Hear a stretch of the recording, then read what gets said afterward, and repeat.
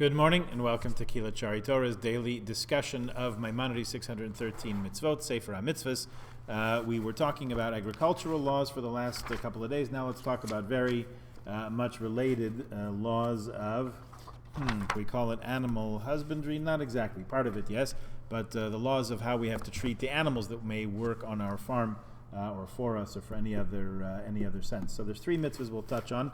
One prohibition is we're forbidden from mating animals of different species, bringing about crossbreeding. You're not supposed to let your animals or bring about, cause your animals to crossbreed, to mate different kinds, one with the other. First of all, again, as we said before about not grafting different kinds of plants onto another and creating a new thing.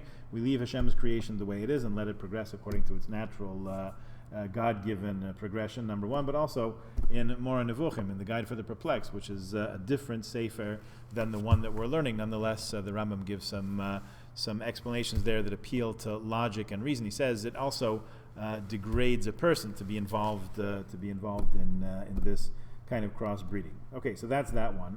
Speaking about animals, further, there's another prohibition, different prohibition, of working with two kinds of animals together.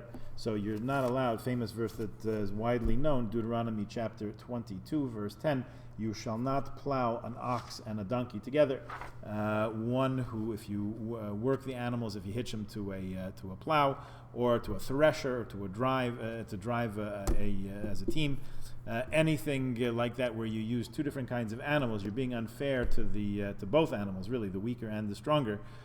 So we're not permitted to do that, to join them together in any kind of work. And the third one we'll mention is we're not allowed to prevent an animal from eating of the produce that it's working in the midst of. So if you have animals on the threshing floor, that is the operative verse actually.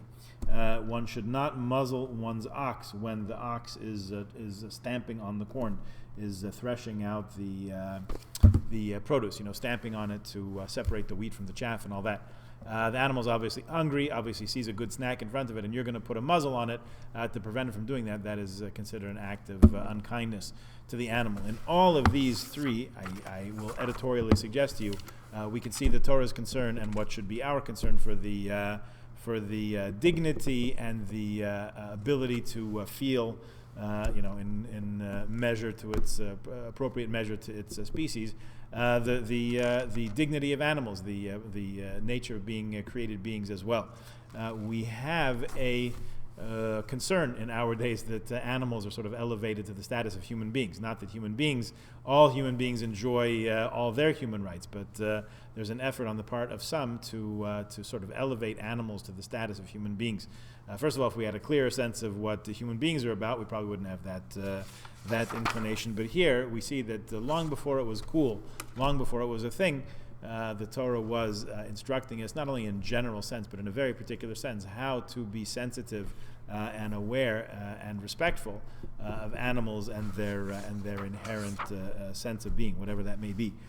Not to say that we're not allowed to use them as beasts of burden or to carry or to work for us. That is actually, in fact, their part in the hierarchy of the world. However, those of us who are at the top of the food chain, as it were, are supposed to exercise that privilege with a great deal of sensitivity and respect. So that's something we can talk about more if you like.